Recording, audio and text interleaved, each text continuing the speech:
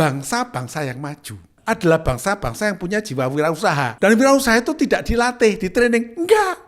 Entrepreneur itu perlu modal. Ada modal dengkul, ada digital. No. Entrepreneur itu hanya modal satu, otak. UMKM ini apakah perlu diberdayakan? Akan berpotensi hyper competition nggak? Usaha mikro, kecil, dan memelas. Karena UMKM itu diciptakan oleh birokrasi. Bapak Ibu di pemerintahan, terutama sektor ekonomi, menteri koperasi gitu ya, sudahlah. Yang kita bangun itu adalah ekosistem kewirausahaan. Betul. Ekosistem buat UMKM supaya hidup. Oh, kita nggak punya leadership. Bukan. Kita punya leader tapi kadang-kadang nggak sip sih.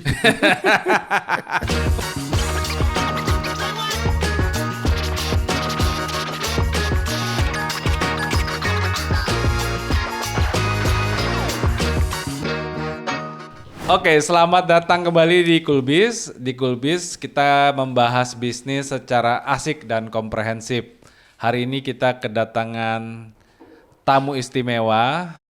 Beliau adalah guru kita semua dan secara khusus guru saya. Beliau adalah seseorang yang membuat saya jadi termotivasi untuk kuliah doktor, baik dari personalitinya maupun dari bukunya tuh, Membangun Entrepreneur Indonesia. Ya, selamat datang Prof. Rian Nugroho. Terima kasih Mas Pimpin, Dr. Pimpin, sahabat saya. Ya tuh, gara-gara buku Prof tuh, saya 2014 aku baca jadi termotivasi. Ya, Prof. Rian, jadi sekarang kesibukannya apa? Tapi gini Prof, sebelum jawab itu, jadi aku pengen langsung pertanyaan nancep nih. Jadi Prof. Rian ini pakar kebijakan publik atau pakar bisnis, Prof?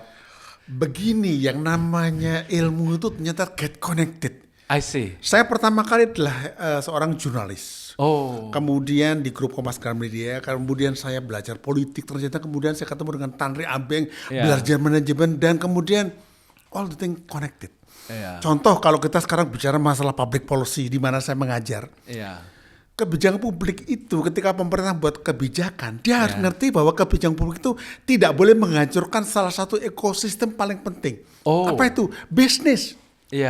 Jadi sebagian besar kita punya public policy itu ngantemin bisnis. Bahkan mentorpedonya. Segitunya. Kenapa seperti itu? Nomor satu, karena pemerintah di negara berkembang rata-rata mikir semua tergantung sama saya dong. Kedua, pemerintahnya suka bukan hanya turut ini joknya ya. Jadi kadang pemerintah negara berkembang itu seringkali mereka tidak saja campur tangan. Tapi campur kaki. Kakinya campur-campur jadi semuanya. Apa tuh campur kaki? Terlalu interventif? Bukan, ini tangannya masuk, ini kakinya masuk juga gitu loh. Kacau juga. Jadi berantakan. Nah, ini menjadi hal yang unik karena kita seringkali nggak belajar public policy dan nggak belajar bisnis. Nah, sekarang kita belajar public policy dulu. Iya, Prof. Public policy itu ada batasnya. Yaitu private policy. Segitunya. Apa itu? Ini public policy ngatur kehidupan bersama, tapi ketika ada perusahaan A, perusahaan B, bisnis A, bisnis B, nggak boleh masuk dia. Nah, sekarang ngatur-ngatur. Contoh, ini yang di depan mata. Mata ya. Kita punya tabungan di bank kan ya. Iya, betul. Kemudian tiba-tiba ada PPATK itu meminta supaya kalau 3 bulan itu nggak dipakai di freeze. Loh, memfreeze apa tidak itu otoritas dari industri itu. Bukan dia. Otoritas industri, bukan government. Kedua, itu melawan logic thinkingnya. Coba tuh, kita itu naruh duit kita katakanlah mudah-mudahan loh ya, mudah-mudahan kan biasanya nggak segitu. Saya punya duit 10 miliar gitu kan ya. Saya taruh di banknya. Kita bagi-bagi, nanti bagi-bagi kita ya. Nah, duitnya saya taruh bank Bapak Pimpin gitu ya. Kan Pak Pimpin jual duitnya kan kemana-mana kan. Dia dapat untung di situ kan.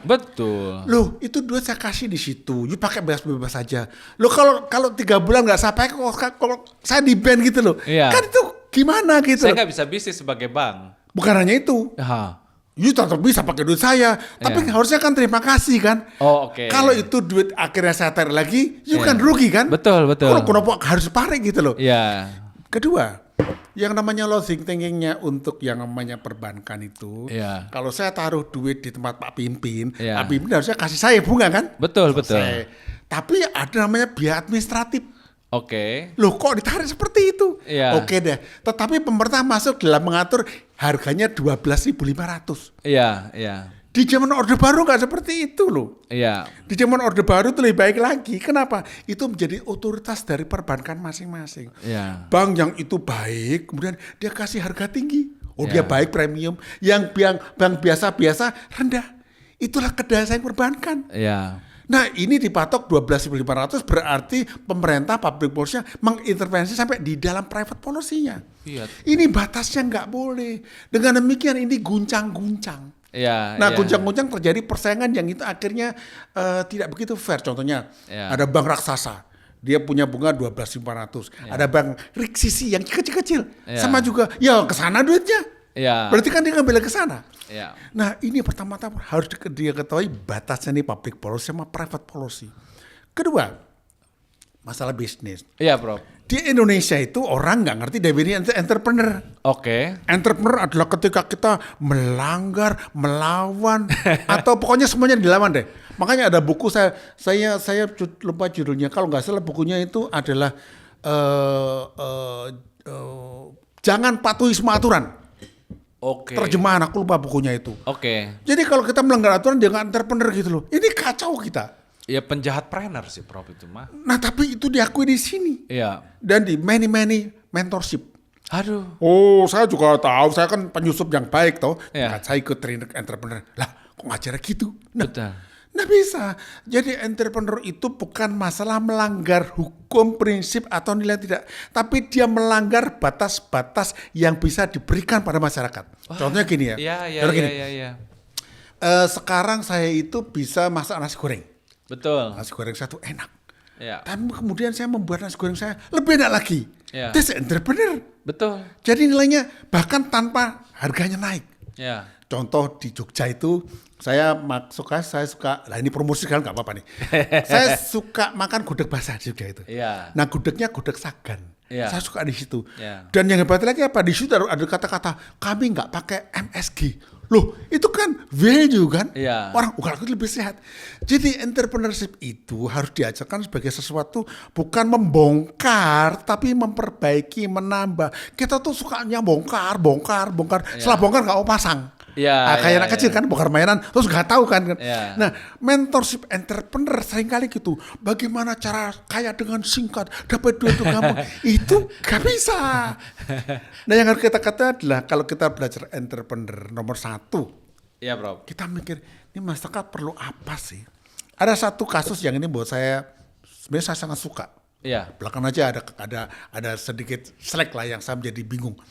Dulu yang namanya Gojek. Oke. Itu tujuan pertamanya adalah ada ibu-ibu yang dia kalau ke pasar nggak punya duit nawar ojek pangkalan itu dinyek, Iya. dihina. Kesana berapa bang?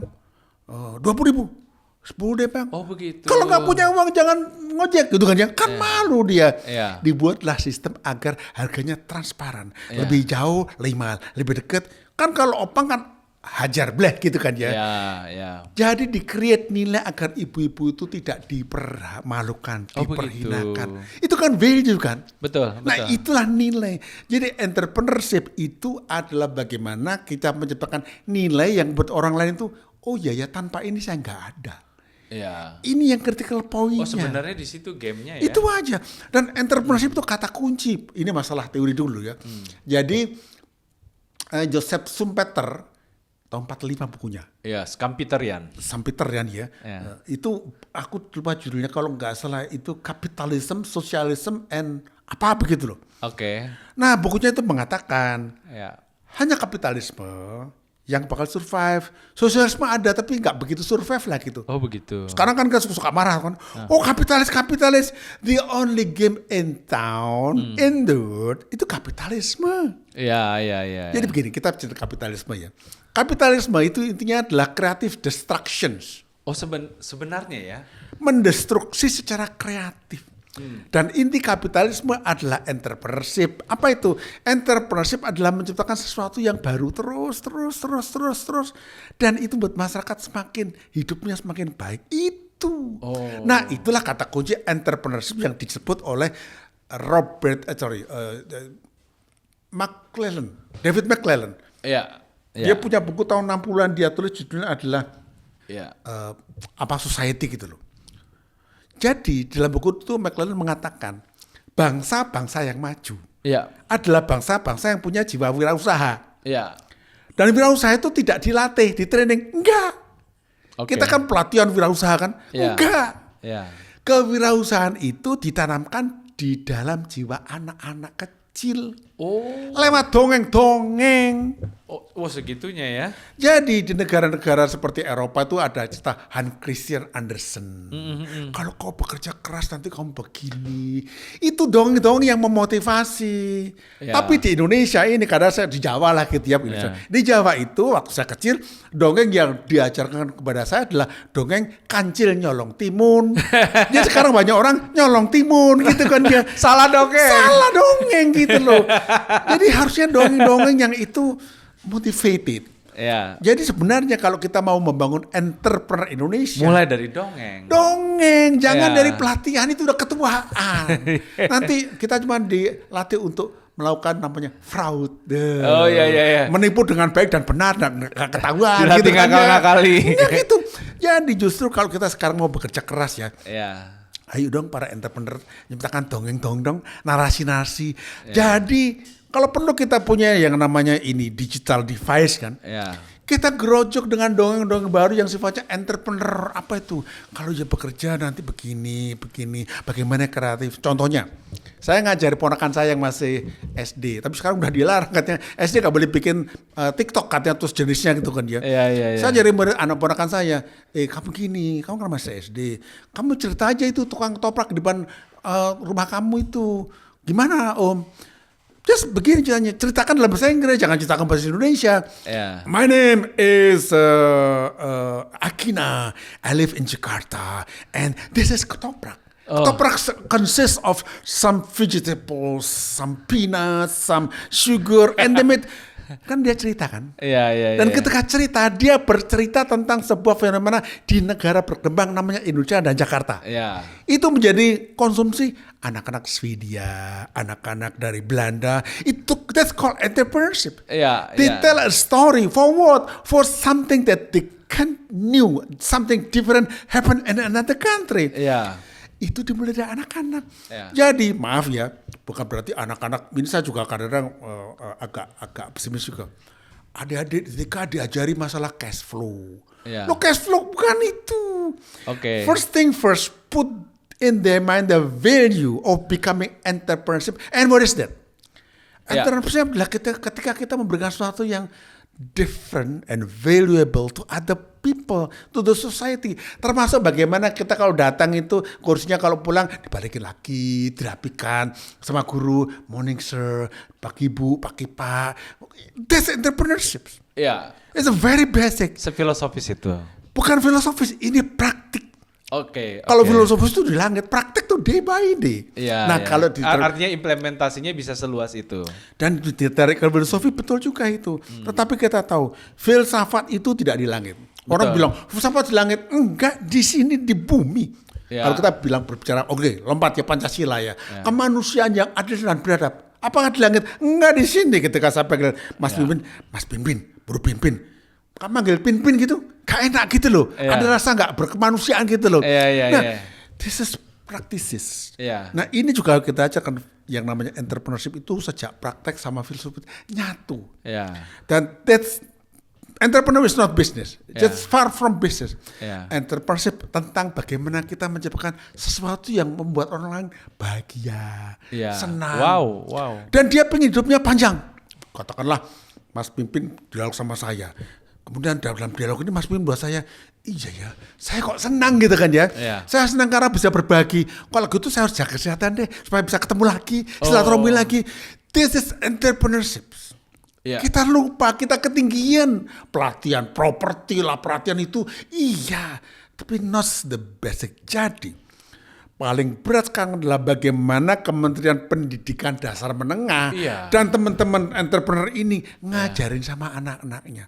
Saya ingat sekali waktu itu Pak Ciputra, saya sahabat kita waktu dia udah meninggal.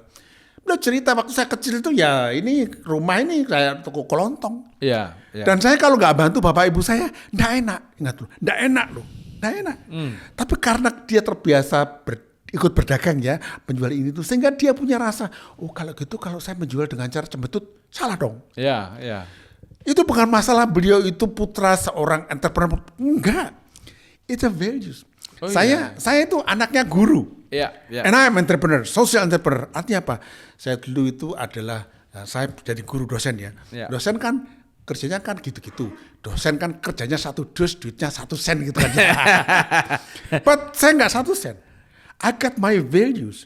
Sehingga seringkali ada teman, Pak, perusahaan misalnya, Pak tolong dong kami diajari masalah public policy Pak, apa gitu Pak kami ngajar ke dia. Dan ketika pulang itu bukan 1 sen gitu loh. Ya. Dan itu dibayarkan bukan karena apa, karena saya mendeliver value. Betul. So betul. when you have a value, jangan pernah takut kita habis mati, nggak pernah.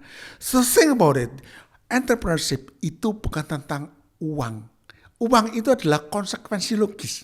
Jadi ketika kita mendeliver value yang nilainya Rp5, ya orang bayar Rp5. Ya kelasnya itu. Itu saja. Tapi kalau kita memang deliver value yang itu katakanlah 1.000, ya 1.000. Dan ingat loh, kita nggak pernah tahu berapa nilai kita. Ketika saya ngomong dengan si A, dia nggak ngerti, ya dibayar Rp5. Ngomong sama si B, wah gila ini, 1 juta, jadi 1 juta, selesai.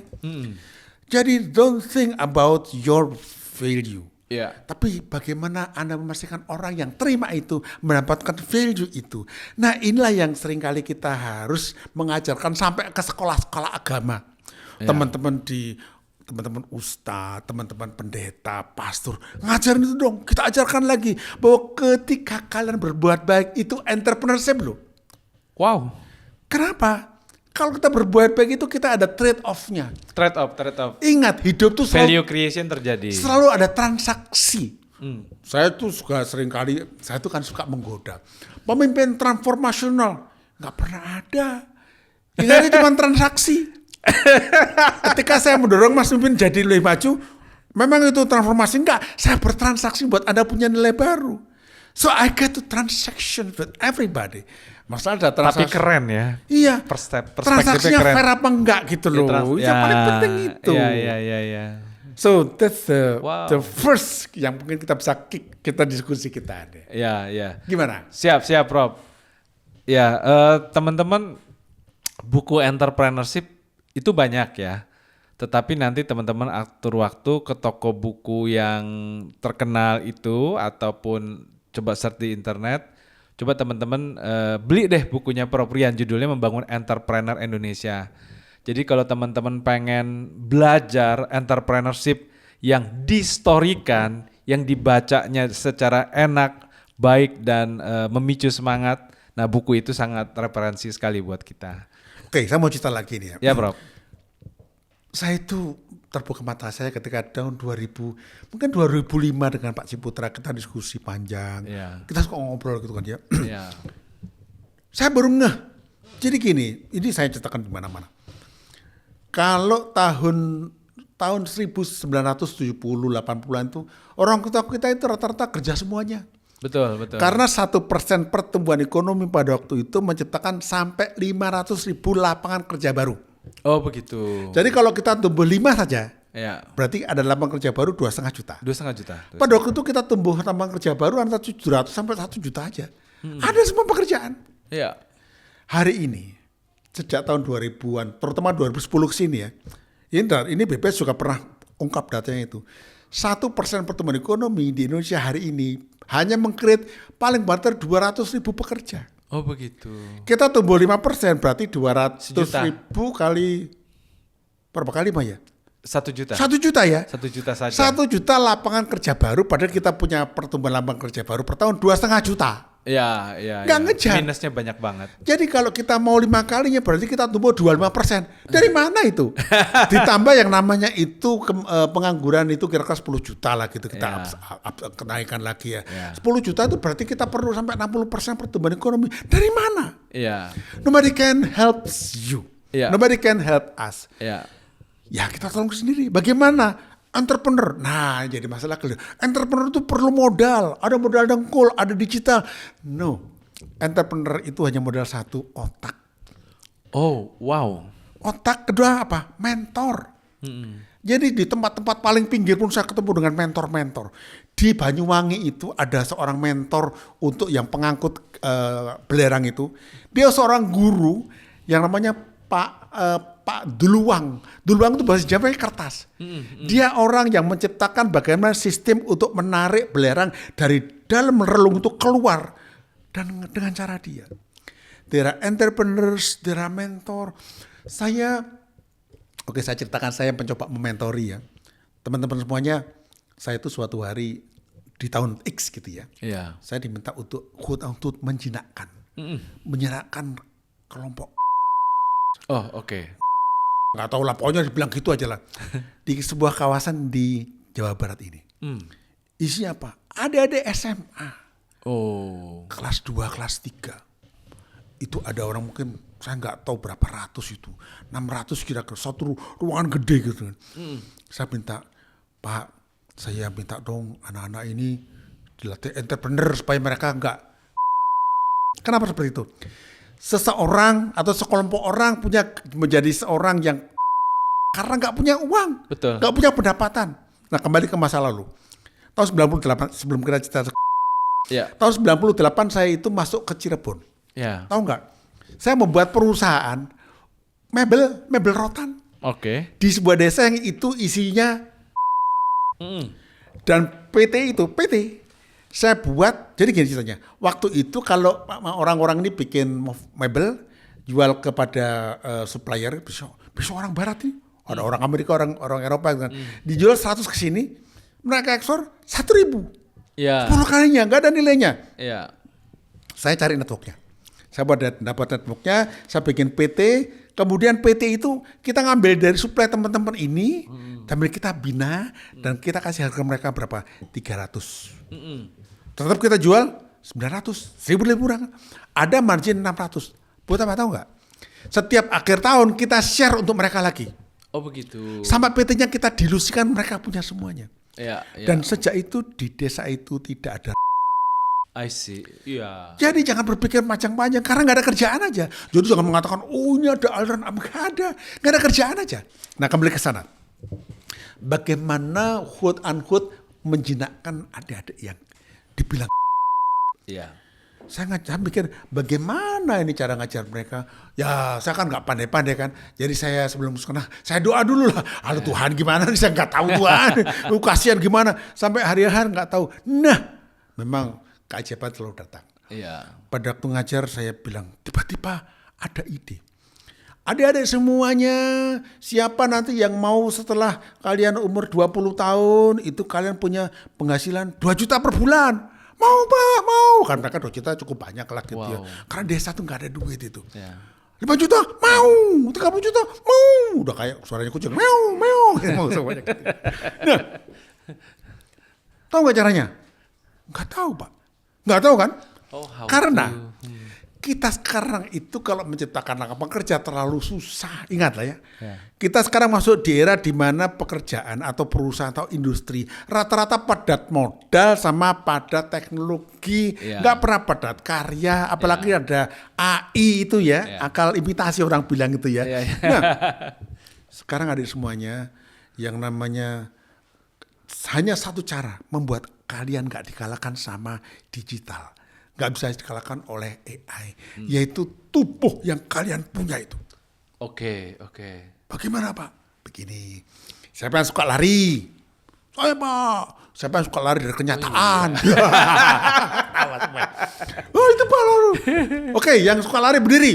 Banyak. Kenapa? Ya karena gak ada laki-laki yang murah kan? Betul. Okay. Mulai sekarang yang suka lari, kalian lari 1 hari 5 km sampai kalian kuat lari sehari non-stop 50 km. Hah? Kenapa? Kalian tahu ya, di dunia ini ada kira-kira 150 lomba maraton yang juara 3-nya hadiahnya 50 juta. Juara 3 loh ya. Iya. Yang menang tahu gak siapa? Ini orang-orang Afrika semua. Iya. Yang gak pakai sepatu kok lari. Masa kalian kalah sama orang Afrika? Nah mereka. Dan saya udah punya bibit-bibit pelari. Ya. Kenapa? Mereka orang yang biasa. nggak ada apa-apanya. Lari itu kalau perlu nggak usah pakai sepatu, lari aja. Kenapa? Karena pelari Afrika juga yang juara Olimpiade, bukan Olimpiade, juara maraton di Borobudur, nggak pakai sepatu juga. Ngapain? You can also wear a shoes ya, mana-mana. Tapi paling mereka tahu dengan apa yang diberikan kepada mereka jadi entrepreneur. Lari aja tiap hari. Pak, kami sekolah. Habis sekolah kan bisa. Belum sekolah kan bisa. Lari ke sekolah aja. Kalau perlu muter ke sana dulu. Selesai kan? Sangat praktikal ya, sangat praktikal. Dan itu doable. Kedua, ayo siapa yang suka bikin puisi? Puisi Pak. Wah, kamu pasti suka merayu cewek ya. Kan puisi kan nggak cewek kan buat cari pacar kan ya. Saya. Sekarang kalian semua bikin puisi sebanyak-banyaknya. Jelek Pak. Bikin aja. Terus kamu kan punya medsos kan, Instagram, posting aja. Posting sebanyak-banyaknya. Siapa tahu ada seorang pencipta lagu. Ketemu kalian punya puisi, terus dibeli, siapa tahu. Who knows? Pak, tapi kan bagaimana? Ya kita nggak tahu. Tergantung. Apakah alam bersekutu dengan kamu apa tidak? Nah, alam itu akan bersekutu hanya dengan orang baik. Jadi kamu harus jadi baik gitu loh. Puisinya harus baik. Jangan puisi yang kacau-kacau gitu kan. Puisi cinta boleh. Kritik boleh. Apa saja saya bilang. Khalil Gibran itu puisinya kritik semuanya. Dan juga cinta. Khalil Gibran luar biasa. Betul sekali. Dan bayangkan. Di dunia itu juara-juara tenis itu mulai latihan umur 8. Nanti kalian jadi juara puisi tahun mungkin umur 35. Tapi kalian latihan sekarang umur 16-17 tahun. Latihan. Semua orang hebat bukan karena jadi gak ada. Gak kayak mie instan. You latihan. Look. 2. Ketiga. Siapa yang suka gitaran? Tolong nanti. Ini kurang suka ya. Saya mention aja nih. Ada namanya Alif Ba Ta. Yang itu fingerstyle-nya gila betul. Dan sekarang mulai banyak ya. In the world. Saya bilang tolong kalian lihat namanya Alif Ba Ta. Betul. Saya tahu Pak. Ya sudah ya tiap hari latihan finger apa namanya? Fingerstyle aja tiap hari gini. 1 hari 2 jam. 1 minggu 2 kali 7 14 jam. Terus aja sampai capek, sampai tanganmu sakit. Kalau nggak sakit nggak berhenti. Itu terus. Siapa tahu malah kau bisa, kalau nggak bisa fingerstyle, whatever, komen gitar khas gitu, terus kamu telepon sama produser, kau mau nggak jadi anggota band? Can be. Dan kau perlu modal, ya kalau punya gitar itu aja. Kalau perlu gitar jelek, Pak, tapi gitar jelek itu fals Pak. Bayangkan ya, sekarang itu gitar fals ya. Bayangkan kamu dengan gitar fals, kamu main gitar bagus banget. Apa orang nggak melungu gitu kan ya? Di Amerika Serikat ada pemenang, aku lupa namanya itu. Seorang yang itu autis, tunanetra. Pemenang American Got Talent. Tunanetra, autis bisa. Apalagi yang biasa gitu loh. So entrepreneurs, it mean kita itu dari yang diberikan Tuhan ini. Apa sih kita buat? Aduh Pak, aku cuma bisa gini, nggak mau deh gitu. Ada kisah ya ini ya. Dan diciptakan sama guru, namanya Yesus gitu guru itu. Dia cerita ada orang dikasih, ini ada orang punya 5 budak lah gitu ya. Budak 1 dikasih, 3 budak. Budak 1 dikasih 1 keping. Ini 1 keping ya, kau baik-baik jaga. Kamu kasih 5 keping ya, jaga baik-baik. Kamu 10 keping ya baik-baik. Nah, itu tinggal cuma 2 tahun. 2 tahun setelah itu yang 10 keping bilang, Pak, saya udah berhasil jadikan 30 keping Pak. Gimana caranya saya kembangkan? Bagus, kamu ikut pesta sama saya. Yang 5 keping, Pak maaf Pak, saya cuma 15 Pak. Nggak apa, ikut saya. Yang 1 marah-marah, Bapak saya cuma 1 kasihnya, saya nggak mau bikin apa-apa. Dibuang dia. Jadi even that small talent jangan pernah dibuang. Itu pasti ada maunya.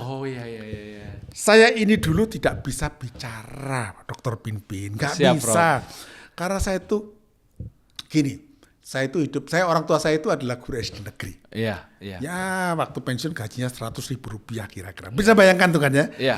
Kemudian saya tanya, apakah Pak Rian hidup di bawah garis kemiskinan? Tidak. Jadi saya tidak hidup di bawah garis kemiskinan. Ingat nih ya. Nomor 1, saya tidak hidup di bawah garis kemiskinan. Kedua, tapi saya juga tidak hidup di atas garis kemiskinan. Tidak. Tapi saya hidup di dalam garis kemiskinan. Garisnya gede banget gitu loh. I'm very poor. Saya nggak berani ngomong. Sampai kuliah saya nggak pernah berani ngomong. Oh, Sampai begitu. saya diajari oleh sahabat saya namanya Kuskrido Ambardi. Dia dosen Gajah Mada. Dia ngajari saya berbicara cacing, caring, cucian, kececeran, cacing, caring, cucian, kececeran. Ngomong itu terus. Yang saya punya hanya satu. Satu kalau bikin makalah cepat sekali. Baru waktu masuk tek, tek, tek, tek. Saya bikin paper 1 hari selesai. Dan pasti bagus. Dan itu buat saya kerjakan apa? Saya seringkali ikut teman-teman kalau mereka saya seringkali itu kan ada grup ya, grup bikin tugas bersama itu. Saya pindah-pindah, digilir. Kenapa? Saya bantu mereka. Kontributor. Dan saya nggak pernah presentasi. Oh. Dan bagi saya nggak apa-apa. So if you entrepreneurs, while you deliver value, you don't even care to your presentation. Everybody will see gitu loh. Yeah. Jadi pada akhirnya guru-guru dosen tahu loh. Ini kok hampir sama itu kan ya. Nah, baru kemudian saya dapat apresiasi. Pada akhirnya prestasi itu nggak bisa dibenamkan di lumpur sekalipun, nggak bisa. Dia pasti nongol. Wow. Pasti. If you are good thing, pasti nongol. Wah itu kata motivator. Nggak tahu sih, saya nggak pernah gitu. Jadi tuh. Iya. Orang selalu nyari, siapa yang bisa gitu kan ya. Nah, kembali kepada yang namanya value tadi, bagaimana kita setiap anak-anak kita, termasuk yang paling nggak bisa pun itu. Suatu hari saya bagaimana membuat sebuah desa itu maju, desa terbelakang. Ini desa bisanya apa sih? Nggak jelas, orang suka kelahi. Setelah saya cek, ternyata mereka kelahi karena mereka pada jadi jawara-jawara, pencaksilat, pencaksilat lokal. Iya. Maka kita kumpul. Waktu itu saya di pariwisata, saya kumpulkanlah para beberapa jawara di situ di kelurahan. Bapak ini suka nggak kalau punya murid banyak yang pengaruh anak buahnya banyak? Ya suka Pak, suka. Atau mereka kenapa? Karena mereka kalau kelahi punya teman banyak kan. Gini aja deh. Yang penting nomor 1 jangan kelahi dulu ya. Saya pengen saya pengen dulu, terserah Pak Lurah loh. Bagaimana setiap minggu 1 orang ngelatih silat seluruh desa. Anak muda semua. Oke. Minggu 2 Bapak 5 orang ngajar semua kan? Iya. Jadi ilmunya macam-macam kan. Iya. Dan di desa itu terjadi sebuah atraksi pariwisata namanya Desa Pencaksilat. Oh. Saya tuh guru besar saya di Cina. Di Indonesia saya belum profesor. Iya. Jadi kalau saya di luar negeri dipanggil profesor, di sini belum dulu. Iya. Nah, kita tinggal di Chengdu. Iya. Itu Cina Tengah itu. Iya. Itu kota di mana panda hidup 18 derajat tiap hari. Nah di sana itu kayak di Shanghai juga setiap pagi itu pinggir mereka punya sungai besar, ada namanya trotoar gede gitu. Mereka latihan kungfu di situ. Jadi atraksi. Iya. Itu jadi sebuah atraksi pariwisata juga. Jadi looks, entrepreneurs is everywhere. It's not just teach by para pelatih itu. Para pelatih penting, tapi ada hal yang jauh lebih luas lagi yang untuk kita bisa eksplorasi. Iya. Ya jadi spektrum pemikiran dan prakteknya bisa seluas dan sekomprehensif itu ya, Prof. Sebenarnya Dan semudah itu. Dan semudah itu. Iya. Sebenarnya ya. Nah, Prof, ini kita coba menukik lebih dalam lagi ke kontekstualisasi di UMKM. UMKM, ya. Nah, kita kan Saya boleh minum ini ya? Iya, monggo, Prof. Pokoknya di sini nih, Prof, anggap aja rumah sendiri, Prof, kecuali sertifikatnya ya, Prof. Jangan nanti saya suruh nyuci piring di sini. Rumah sendiri cuci piring sendiri itu nggak mau dah. Oke, go on. Iya, kalau di science-nya sendiri kan entrepreneurship itu kan yang mahal itu kan entrepreneurialnya lah. Ya, jadi kalau kayak Global Entrepreneurship Monitoring sendiri kan mengkodingnya sebagai opportunity driven dan banyak scientist juga berkonklusi ke sana lah ke opportunity driven. Makanya kayak Global Entrepreneurship Monitoring kan didikotomis kan. Ada kalau yang pelaku usaha dilakukan berbasis opportunity driven, dialah yang layak disebut sebagai entrepreneur. Kalau yang cuma cari nafkah doang, necessity driven, ya udah kamu buka usaha saja, tapi kamu sebenarnya tidak pantas mengaku entrepreneur. Nah, demikian juga kita di Indonesia ini kan sebenarnya kan muncul angka kurang lebih 3,96% pelaku usaha dari 65 juta pelaku usaha yang diakui pemerintah sebagai entrepreneur, dan itu didapati mereka adalah berbasis legalitas NIB, nomor induk berusaha itu. Nah, kalau Prof ngelihat spektrum keluasan pelaku usaha yang 65 juta ini, Prof, pemberdayaan lah buat yang 62 juta setengahnya atau UMKM secara umum. Ini kita ngelihatnya gimana sih, Prof? Saya tuh ada kesan begini loh, Prof. UMKM ini apakah perlu diberdayakan? Lalu kalau misalnya dia di handling untuk diberdayakan, akan berpotensi hyper competition nggak? Kalau hyper competition kan akan saling mengeliminasi itu. Ada 10 pedagang ayam geprek, diberdayakan secara optimal, saking berdayanya mereka malah mengeliminasi satu sama lain. Gimana kita ngelihat peta ini, Prof? Jadi ada satu yang juk lah di Indonesia ini. Iya, Prof. Jadi di Indonesia ini UMKM itu bukanlah kepanjangan usaha mikro, kecil, menengah. Enggak. Ya. Usaha mikro, kecil, dan memelas. Ini bisa viral 1 juta view nih, Prof. Kenapa seperti itu?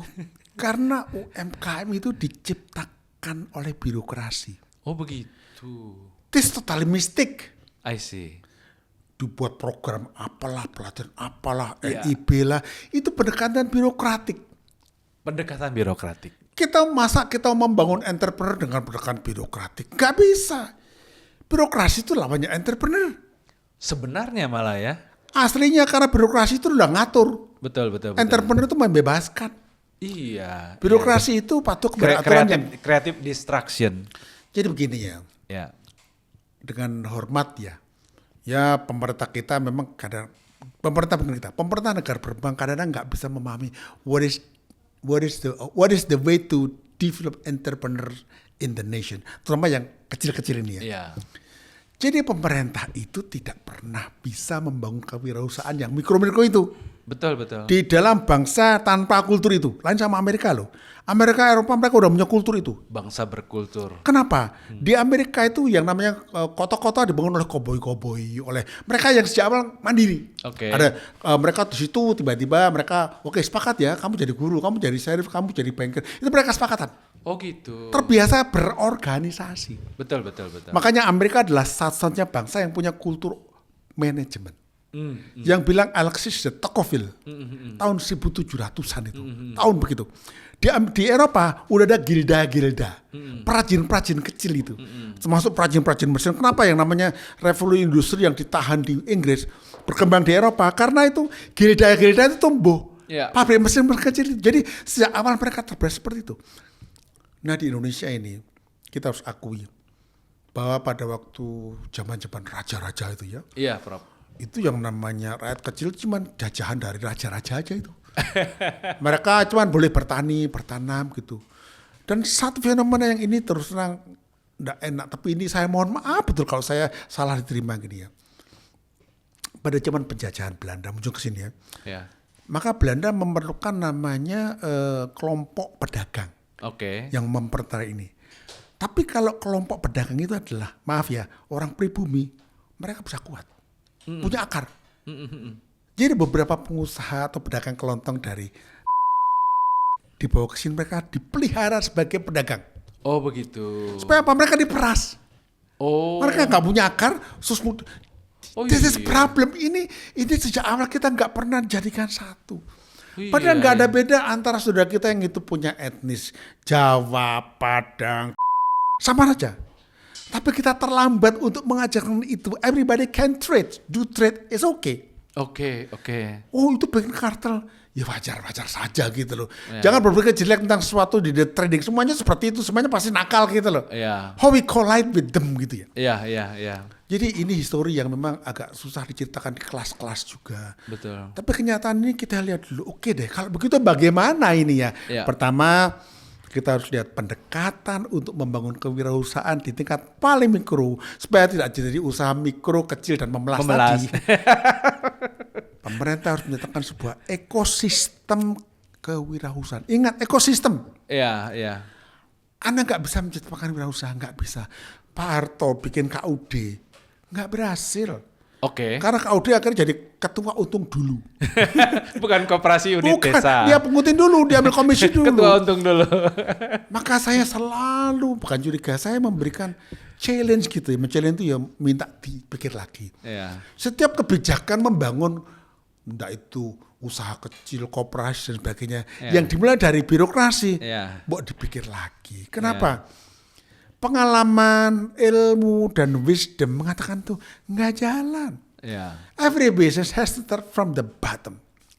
Nah itu yang berlatar belakang Jawa, Madura, Sunda, Cina, Tiongkok, Tionghoa gitu ya. Saya suka bilang China karena China itu istilahnya a country in the middle.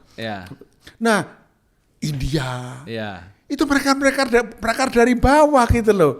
Dan akar ternyata berada di Cangkok. Adik saya, kita anak guru dua-duanya, adik saya aktivis juga, aktivis di rohani gitu ya. Jadi pengusaha dia gede gitu kan, bisa dicangkokkan gitu loh. Everything can be done asal kita tahu bahwa yang namanya ekosistem ada. Di mana itu? Adik saya tuh melihat, oh ternyata untuk membangun yang namanya jaringan fiber optik di bawah tanah, kalau gali itu rusak jalanan.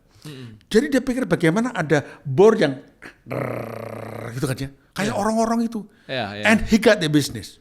Dari situ dia. Jadi ada yang namanya ekosistem. Nah, memang membangun ekosistem itu nggak bisa pakai kebijakan saja. Tapi pakai yang namanya behavior of the policy makers. Jadi kalau perilaku dari pemerintahnya itu baik, menciptakan ekosistem jalan. Jangan seperti yang dibilang oleh Mansur Olsson. Mansur Olsson itu ekonom Swedia yang ngajar di MIT, Harvard juga. Dia itu membuat cerita bahwa di negara-negara Afrika, di Afrika itu dilatih oleh Bank Dunia, dilatih oleh IMF, diberikan pendidikan, pelatihan, kesehatan, semuanya dikerjakan. But they still poor. Why? Karena disebut sama Mansur Olsson, mereka punya pemerintah bandit. Bandit itu mau bikin apa? Tarik lagi gitu kan ya. Ya pemungut gitu loh. Pemungut cukai atau pemungut pungli apa namanya itu. Whatever. Dan semua government pada waktu itu ya, itu diambil kasus kalau nggak salah di Tanzania kalau nggak salah itu. Itu bandit. Yang jadi masalah, kemudian di negara itu terjadi namanya adalah the banditry government. I see. Nah, the banditry government itu meningkat. Menjadi namanya the stationary banditry government. Ngetem. Sekedar semuanya. Jadi ketika suatu negara dengan ekosistem government kayak gitu, ya saya nggak tahu di sini barangkali nggak gitu ya, nggak tahu itu. Tapi kasus Mansur Olsson di Afrika tadi nggak bisa entrepreneur tumbuh karena pungutan itu kan kalau ujungnya kan ada pungutan pajak, pungutan bukan pajak. Ketika pungutan bukan. Ada aja dipungut gitu ya. Nah, itu jadi ekonomi berbiaya sangat tinggi.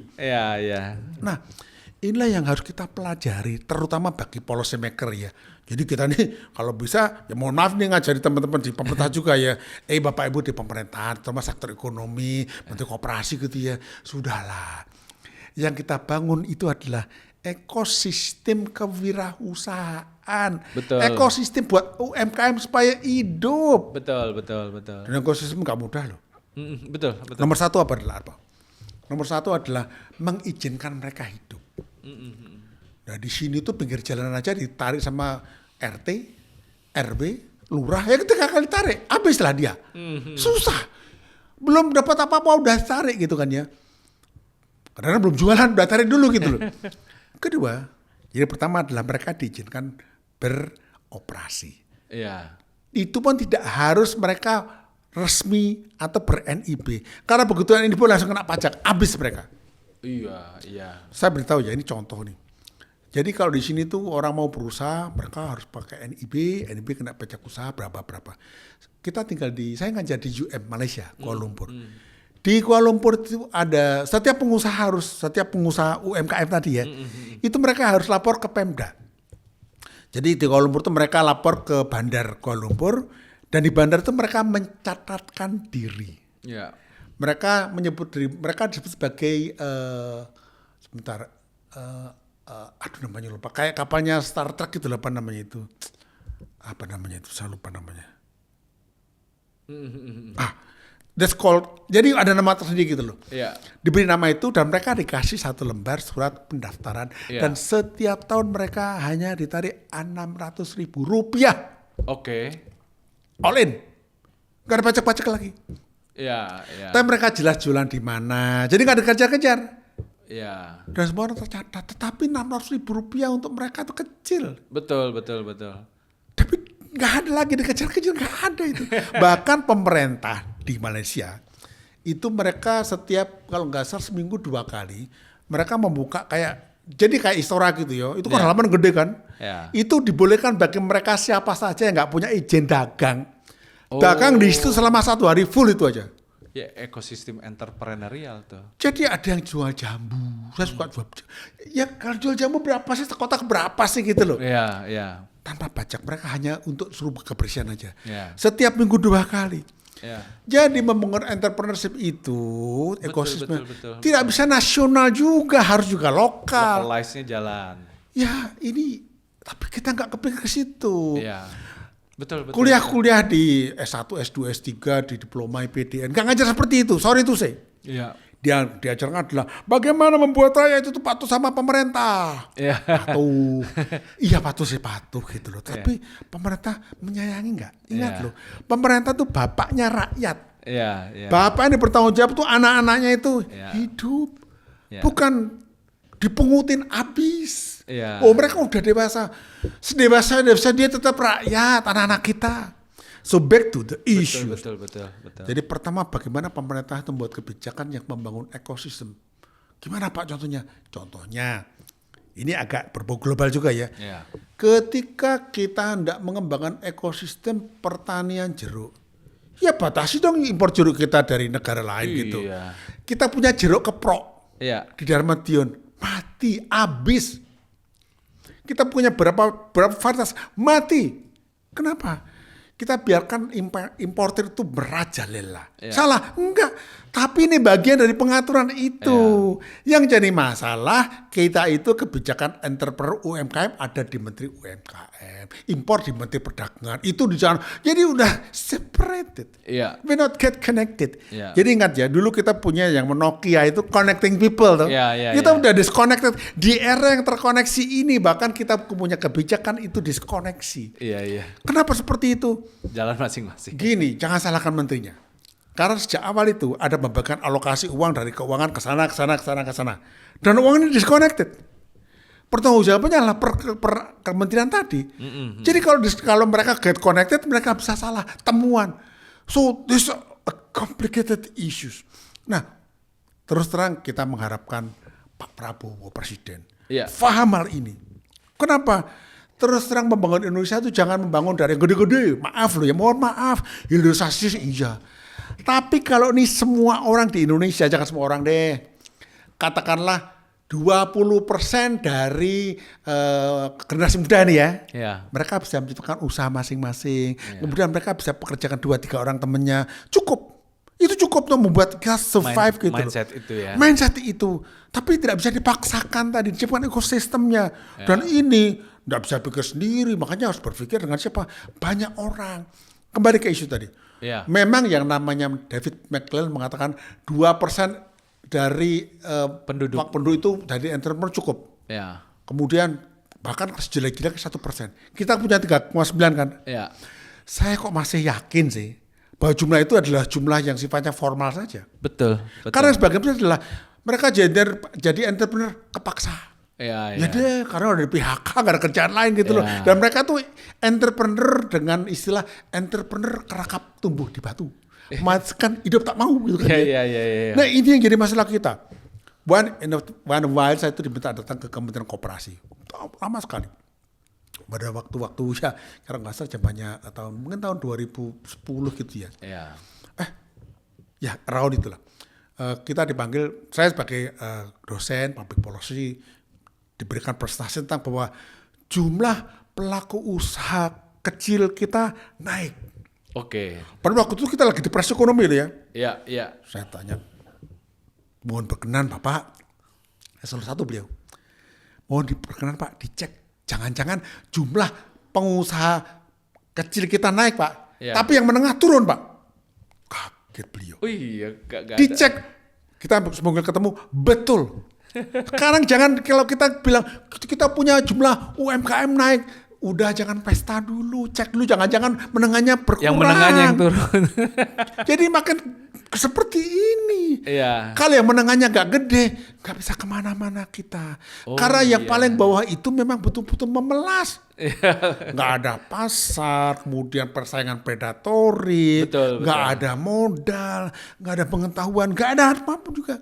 Di belakang rumah saya, iya, Prof. itu jual tempe goreng. Oke. Satu hari dia goreng cuma 50. Laku kadang 20, sisanya nggak foto buat apa? Sehingga kadang kita beli untuk forna, kita beli itu tempe goreng, we buy for nothing, beli untuk bagilah karena nggak tega saja, kita nggak bisa nolong gitu loh. Iya, betul. And day by day, tukang-tukang sayur mulai nggak tahu gimana jualannya, the ecosystem is gone. Jadi masalah kita proteksi. Jadi ada proteksi sebagian, jangan semuanya. Kalau semuanya kena dimarahin BTO kan. Betul. Ada sebagian. Itulah yang kita harapkan. We have a very, not just genius, but very genuine leader. Iya. Ingat loh, bukannya kadang kan kita bilang, oh kita nggak punya leadership. Bukan, kita punya leader tapi kadang nggak sip sih. Punya leader yang nggak sip. gitu. Gimana? Ya, Prof. Nah, ya butuh perspektif komprehensif dan gerak komprehensif untuk memberdayakan. Prof, aku masih pengen di entrepreneurship nih. Kira-kira 2 atau 3 kiat buat entrepreneur Indonesia, Prof. Itu pandangan Prof itu gimana, Prof? Buat kita, buat teman-teman para entrepreneur, apa sih yang harus kita lakukan, Prof? Di tengah kompleksitas, di tengah uncertainty yang ada di depan kita ini. Jawabannya agak menyakitkan. Iya, Prof. They cannot survive. I see. You will see that you cannot survive. Because why? Anda diancam oleh musuh pesaing Anda sampai kepada yang namanya taxation. Bahkan kadang-kadang it's an unfair treatment. Yeah. Saya kemarin pulang dari Yogyakarta. Oke. Saya ketemu dengan 2 anak muda belum 30 tahun. Iya. Perusahaannya di Kaliurang gitu ya. Iya. Namanya saya lupa itu. Namanya hampir kayak saya, namanya Gian. Iya. Suaminya Gian, istrinya Manda. Iya. Anak ITS. Oke. Mereka bikin perusahaan drone. Dan the only in Indonesia yang perusahaan drone yang mempunyai ISO. Yang lain nggak ada.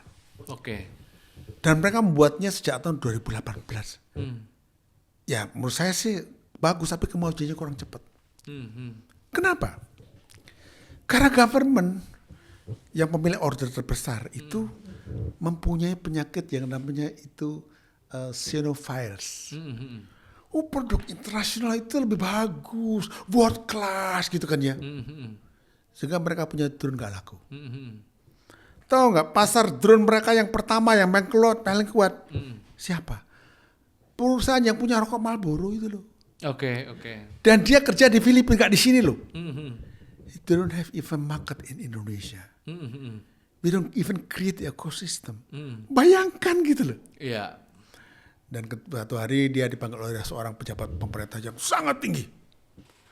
Tolong bikinkan saya prototip drone kudu gini.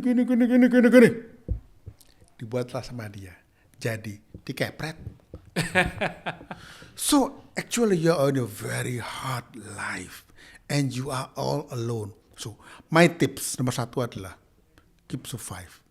Keep survive. Bagaimana untuk keep survive? Ada 3 cara. 1, Anda harus get connected dengan key persons. Oke. To become what? Mereka become your market. Ya. I see. And become your mentor. Key person, driven. Jadi mereka tanya, Pak, Bu, gimana? Oh begini deh. Atau Pak, ada marketnya. Karena modal di mana-mana ada itu. Itu yang pertama, get connected. Yang kedua adalah stay, kayak istilahnya apa namanya, saya kalau nggak salah Steve Jobs apa siapa tuh, stay hungry and stay stupid. Jadi pikirlah gue lapar terus nih, gue mesti gimana? Gue kasih predator, could be a predator. This is a predatory word. Orang mengatakan, ada buku mengatakan, bukan yang gede memakan yang kecil, tapi yang lincah memakan yang lambat. Enggak. Hari ini yang gede, yang lincah makan semuanya. This is a Jurassic World. Dunia predator. Jadi kalau gitu gimana gue tahu yang namanya dinosaurus yang paling kecil, yang paling ganas, saya lupa namanya itu. Itu nggak mati-mati karena dia tahu bagaimana to become predators at that level. Dan ada tahu cara untuk jadi bodoh. Gimana?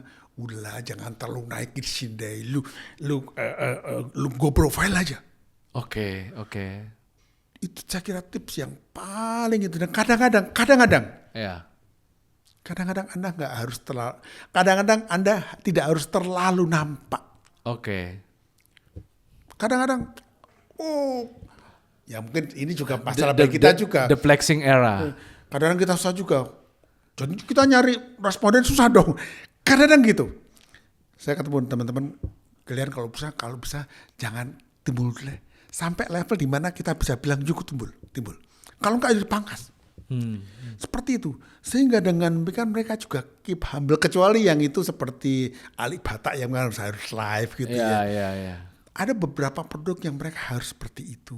Betul. Dan tambahan lagi nomor satu adalah jaga dong integritasnya. Kita lihat yang namanya 2 buah startup kita kan.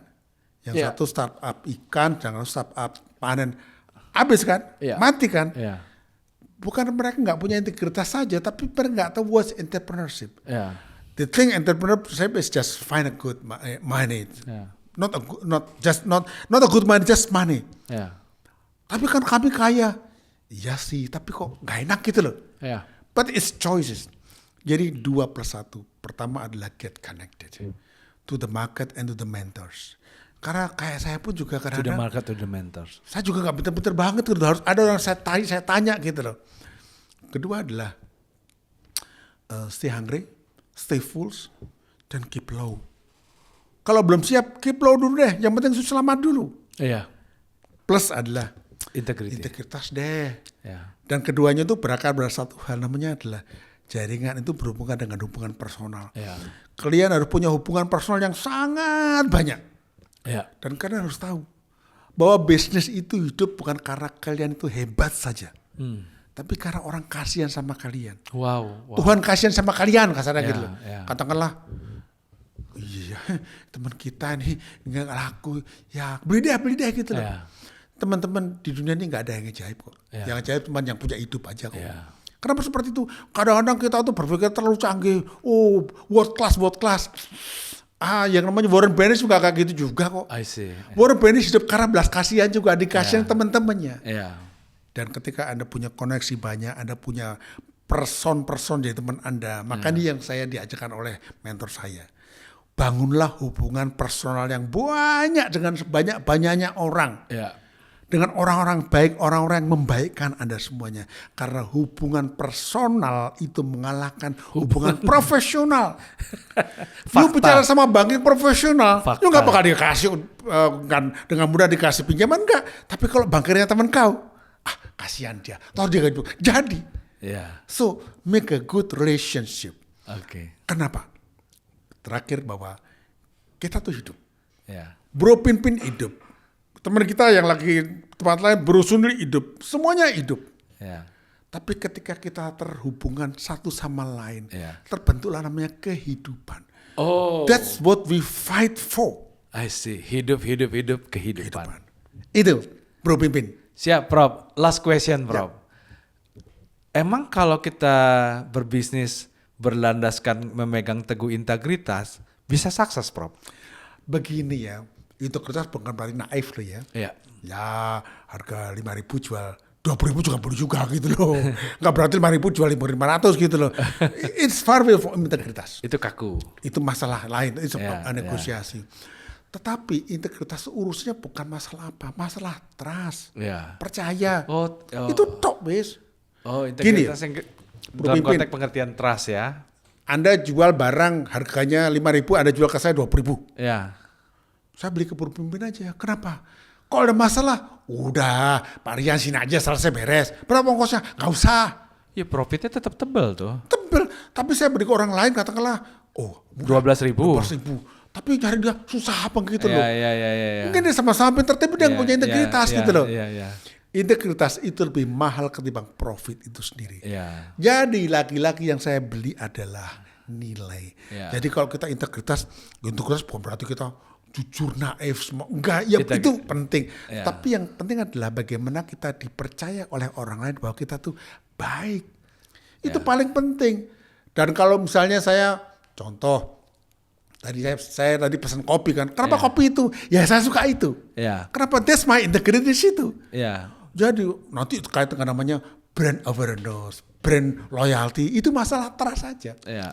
Dan trust itu jangan dikira teman-teman itu nggak berkait dengan produk, tapi orang. Saya itu kalau mau cari sesuatu, saya cari orang itu aja. Kok dia aja dia mahal? Nggak tahu. Nah, pokoknya kalau sama dia beres deh gitu. Ya. Mahal, kenapa? Betul. That's the cost gitu loh. Wow. Karena ada biaya yang harus saya tanggung kalau nggak sama dia. Apa itu? Biaya sakit kepala, biaya deg-degan gitu kan ya.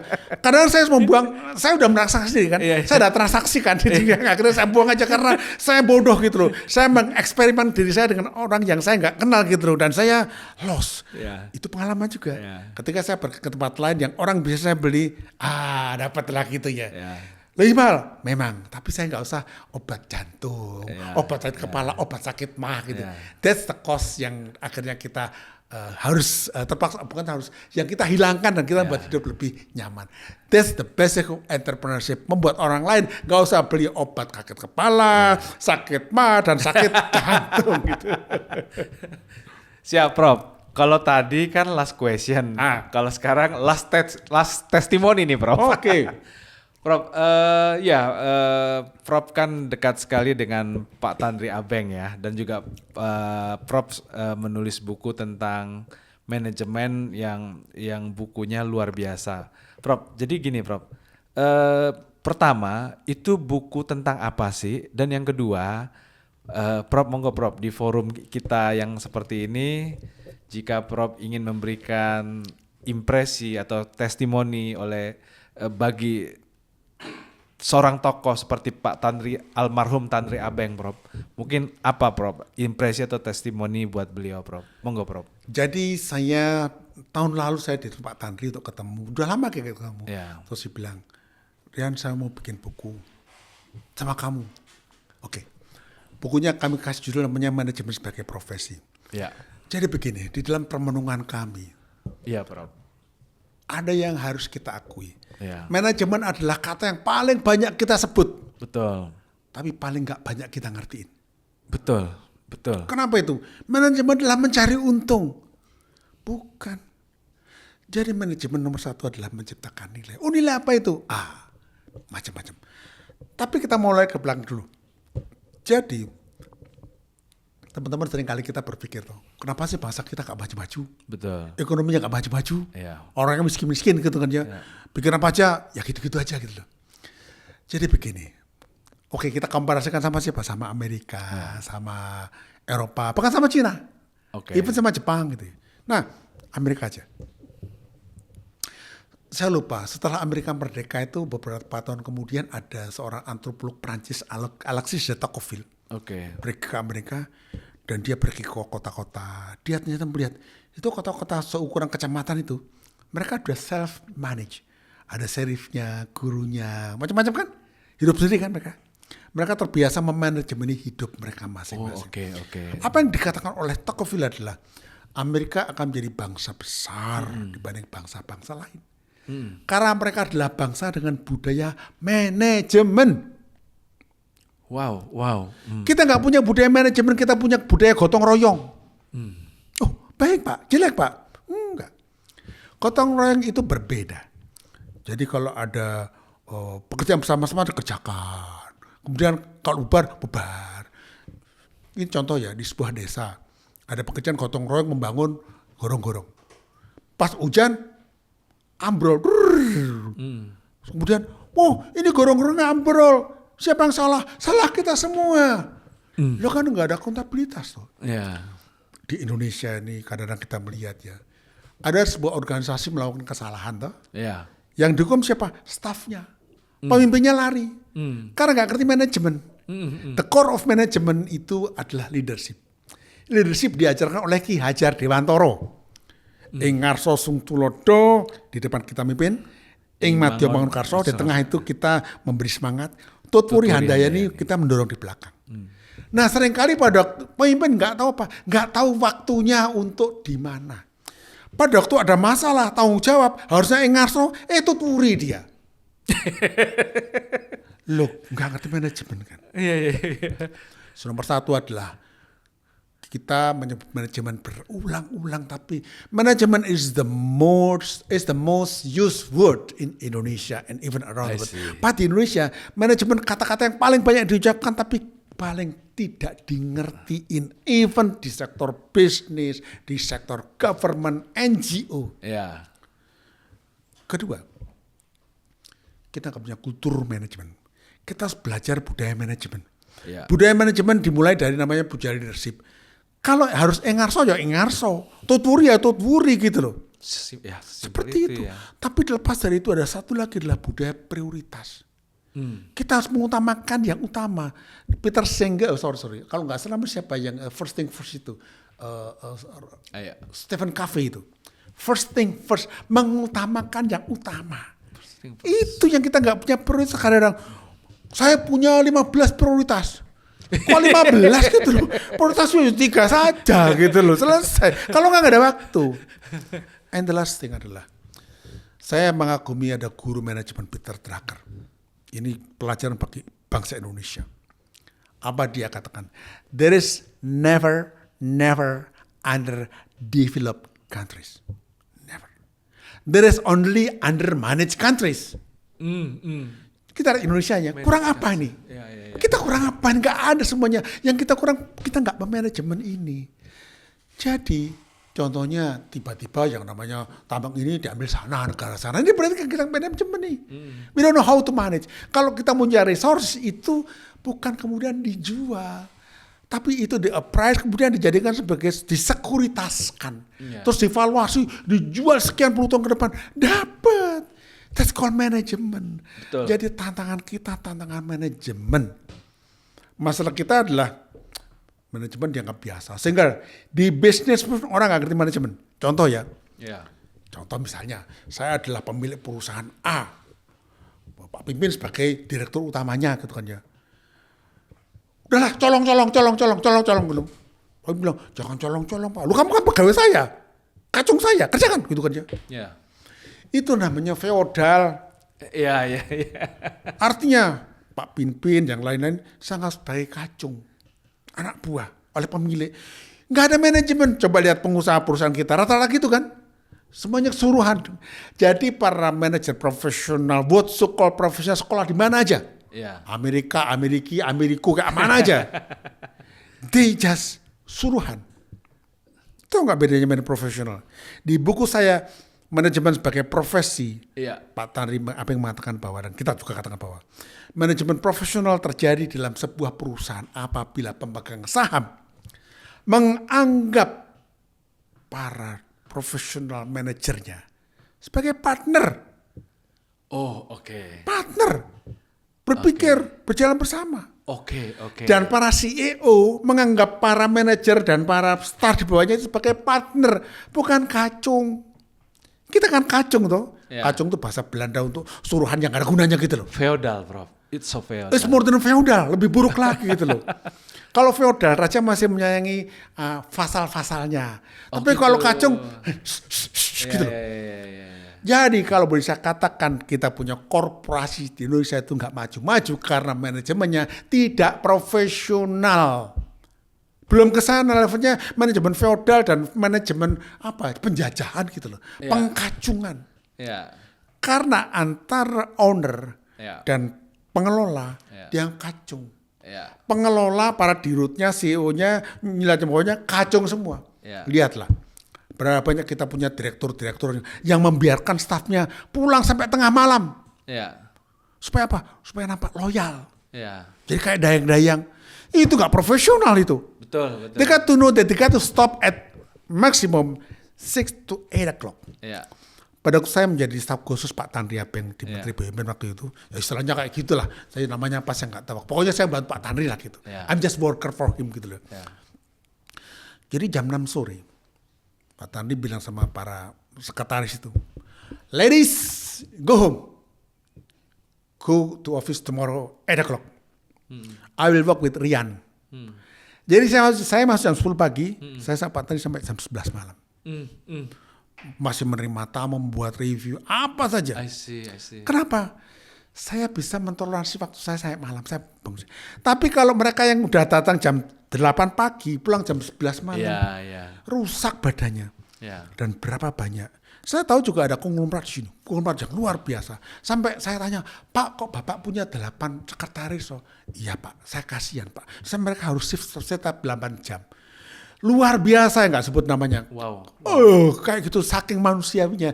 Tapi berapa banyak kita punya yang so-called professional, tidak professional. Mereka tidak tahu bagaimana menjadi profesional. Mereka cuma manajemen perkacungan saja.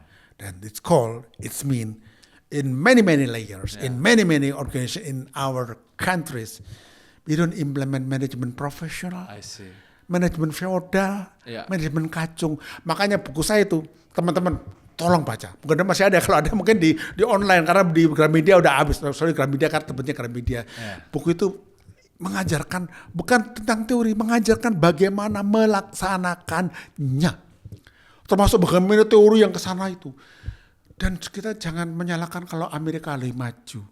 Karena pada waktu kita masih perang di Ponorogo, Amerika udah ngomong manajemen itu. Wow. Yang namanya Mary Parker Foley. Itu 1700 kalau nggak salah. Dia udah mengatakan bahwa management is getting done with and through other people. Bukan getting done alone. Kita kan sukanya getting done alone kan. Semuanya dikerjakan, pemimpin kerja semua, terus kemudian diklaim semuanya. Itu bukan manajemen, itu kulit panggul di pasar itu. Dan itu dibilang tahun 1700-an. Iya. In that book we tell story. The book about story. Itu narasi, itu novel manajemen sebenarnya. Novel manajemen. Menceritakan bagaimana ke situ. Dan saya kira itu kalau nanti teman-teman ada waktu, itu buku yang saya jadikan sebagai mungkin masterpiece di Indonesia, karena buku itu nggak cerita bagaimana manajemen narasi. Enggak, kita mengcompile dalam sebuah narasi. Yang buku manajemen profesi. Profesi. Dan itu legasi Tanri Abeng. Dan Tanri Abeng adalah orang yang satu-satunya di Indonesia yang dijuluki sebagai begawan manajemen. Dan yang menjuluki namanya Bapak Yaakob Utama. Pendiri, founder, pimpinannya Kompas Gramedia. Makanya kemarin saya sangat senang di Jogja kami mendapatkan namanya Lifetime Achievement Award buat Pak Tanri Abeng itu. Ya karena nggak ada orang kayak dia. We need many people. Nggak seperti dia, lebih hebat dari dia. Hari ini dengan hormat, saya belum menemukan. Saya sudah bekerja cukup banyak dengan banyak orang dan melihat dengan cukup banyak orang, tapi nggak bisa. Dan Indonesia perlu 100 Tanri Abeng baru untuk hebat. Gitu Mas Impin. Satu hal yang Prof Rian unggul dari Pak Tanri Abeng, apa Prof? Yang bisa kita pelajari. Begini, untuk jadi pembelajaran kita. Pak Tanri itu berjalan di atas trek yang indah. Beliau mungkin salah satu MBA pertama di Indonesia. Usia muda dia udah menjadi manajer di perusahaan multinasional. Umur 30 direktur utama di perusahaan MNC. He is on a very bright, big and very heavy track. Wow. Saya mungkin, dan dia bukan anak orang kaya. Kalau sekolah dia lari dari Selayar Pulau. Miskin sekali, miskin. Kita mungkin yang bersama, tapi bedanya adalah kalau Pak Tanri itu hidup di tempat ber-AC, saya digebukin di bis kota. I'm living in the real hard life. Makanya buku itu bukan tentang kehidupan yang manis-manis. It's also about hard life. Dan buku itu kombinasi. Dan kedua Pak Tanri sektor bisnis, sektor publik. Karena sektor publik selalu diajari tirulah sektor bisnis supaya pemerintah bagus gitu kan. Itu bohong. Anda tidak bisa menggunakan cara sektor bisnis untuk menjalankan sektor pemerintah. Perusahaan itu batasnya cuma gini. Pemerintah nggak ada batasnya. Nggak ada. Kalau bisnis apa? Profit, untungannya apa? Bottom line-nya apa? Profit. Pemerintah banyak. Betul. Jadi kalau ada yang mengajari, oi mari pemerintah, saya manajer bisnis, saya ajari. Nggak bisa. Don't be the kind of arrogant. Juga bisa. Dan di buku itulah kita dengan rendah hati mengatakan bahwa masing-masing harus saling belajar. Jangan pernah klaim bahwa saya di perusahaan A, saya jadi menteri anu langsung sukses. Nggak bisa. You got to be humble, learn because different. They just totally different. Kalau yang namanya bisnis itu, yang penting pemiliknya dapat untung. Yeah. Masyarakat nggak selalu dapat untung, dia pengen seneng, pengen bangga, a lot of things. Ini juga salah masalah. Banyak organisasi pemerintahan di berbagai negara, di sini juga, yang gagal karena dipimpin oleh orang bisnis. Yeah. Dia mikirnya bisnis style. Yeah. Kemudian diajari oleh Osborne and Gabler namanya Revenue Government. Nggak bisa. I see. Dan yang mengajar itu bukan main-main. Namanya adalah Henry Mintzberg, guru manajemen senior dari Kanada. Dan juga Peter Drucker mengatakan bahwa nggak bisa kau ngajarin bisnis untuk pemerintah. They are different. And you got to learn each other. Because management pertama kali tidak ada di bisnis. Pertama kali ada di dua organisasi. Organisasi prajurit Romawi dan organisasi gereja Katolik. Oke. Jadi jangan main-main orang manajemen bisnis itu. Mereka itu cuma meniru aja. Dan kebanggaan memang. Tapi it's not meaning they are the best from all the managers. I see. Mereka tuh misalnya kayak gereja Katolik itu, Paus itu, wah gila itu. Sedunia itu bagaimana manajenya itu. Militer, lain lagi. Nah ini saya kira hal kita belajar bahwa manajemen tetap dalam sebuah proses pengayaan. Janganlah kita kemudian menjadi, saya itu sudah bertahun-tahun menjadi dirut di sana. Saya selalu katakan, kalau ada orang mengatakan, saya menjadi dirut perusahaan properti di situ selama 20 tahun. Loh itu namanya bukan pengalaman, tapi pengalamaan. Dia menang lama doang, pengalaman kagak ada.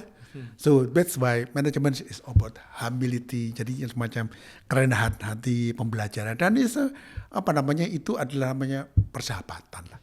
Gitu Mas Pipin. Siap Prof. Sekali lagi terima kasih ya sudah berkenan hadir. Sehat-sehat terus. Terima kasih. Thank you Prof. Ya, sukses selalu. Demikian pembelajaran entrepreneurship hari ini dengan Prof. Rian Nugroho, Guru Entrepreneur Indonesia. Salam Kulbis. Salam Kulbis.